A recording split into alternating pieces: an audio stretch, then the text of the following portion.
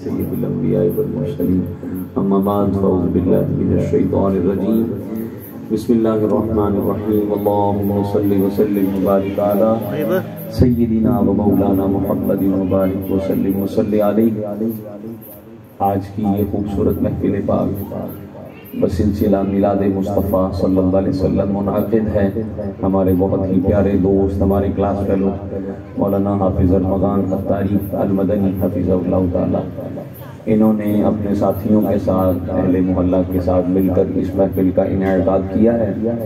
بیان کے لیے جو شخصیت تشریف لا رہے ہیں، ہم سب کے مشترکہ، ہم نے انہی سے بہت ساری کتب پڑھی ہیں۔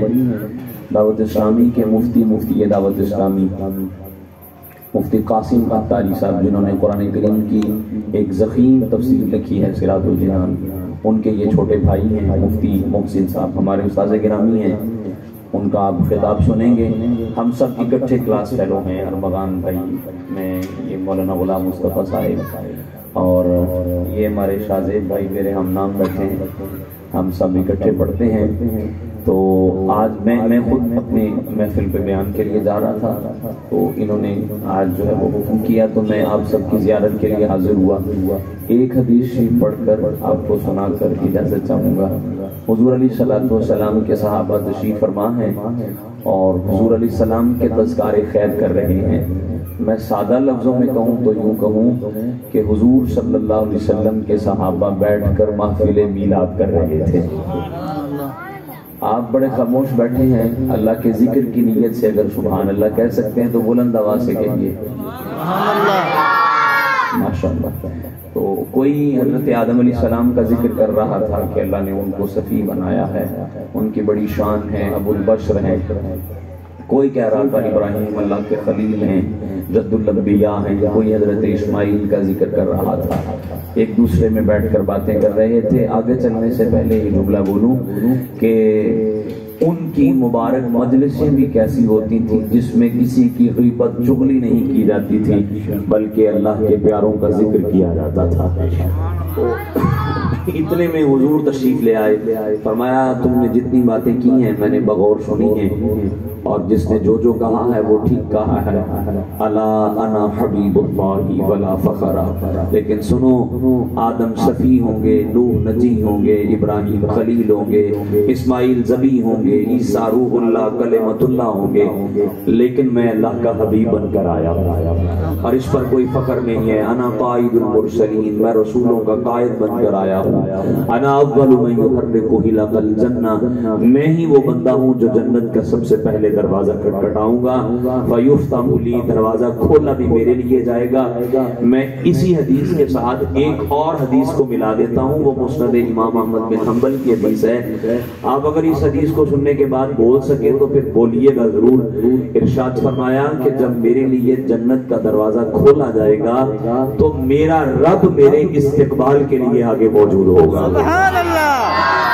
یہ وہ مصطفیٰ ہیں جن کے لیے اللہ تعالیٰ نے اپنی کائنات کو بنایا، سارا نظام عالم سجایا اور ہمیں اپنے محبوب کا امتی بنایا، اور امتی بنا کر اللہ تعالیٰ نے ہمیں یہ کہنے پر مجبور کیا کہ ہم یوں کہہ سکیں فضل رب العلا اور کیا چاہیے، مل گئے مصطفیٰ اور کیا چاہیے، دامن مصطفیٰ جن کے ہاتھوں میں ہے ان کو روز جزا اور کیا چاہیے۔ اللہ اس محفل کو قبول فرمائے اور ہمارے بھائی کی اس کوشش اور کاوش کو بھی قبول فرمائے۔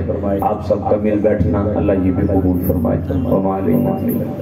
میں قاری صاحب سے التماس ہوں، چونکہ یہ تشریف لائے ہیں، ماشاءاللہ قاری صاحب بہت پیاری نعت پڑھتے ہیں، میں ان سے التماس کرتا ہوں کہ چونکہ اب تشریف لائے ہیں تو ہمیں نعت کے بھی 2 اشعار سنا دیں تاکہ ہماری جو محفل ہے یہ اور پرذوق ہو جائے۔ میں پنجابی کے 2 شعر پڑھ دیتا ہوں۔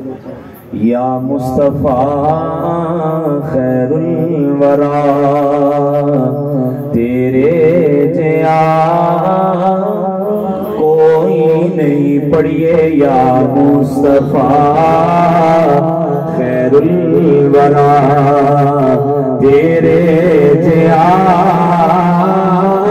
کوئی نہیں، کہ نو کا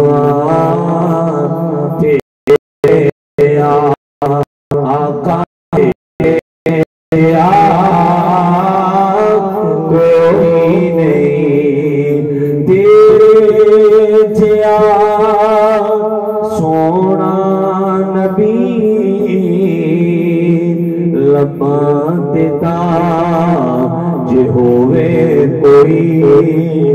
مینو تے ہے نہ پتا تیرے جیا گودی چھلے سرکار کو سونے مٹھل منتھار نو آکھے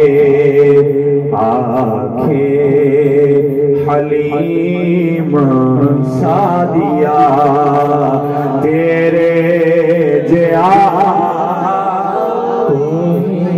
آخری شعر اور اجازت چاہوں گا اقصا وچ آقا میرے